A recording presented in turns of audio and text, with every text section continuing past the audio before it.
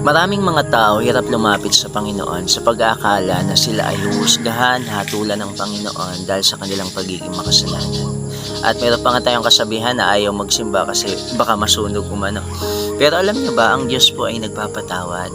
Naalala ko sa John chapter 8 verse 1 hanggang sa mga sumusunod. Habang ang Panginoong Hesus ay nagtuturo doon sa templo pagkatapos niya manalangin.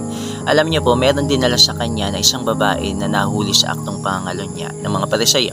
At ayon sa kautosan ni Moises, ito'y kailangan batuhin hanggang sa mamatay. Sa madaling sabi, kailangan hatulan, kailangan parusahan.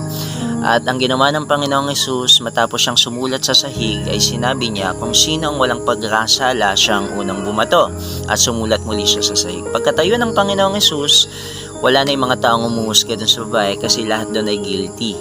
Pero sabi ng Panginoong Hesus sa kanya, maging ako ay hindi kita hatulan, simula ngayon ay huwag ka na magkasala.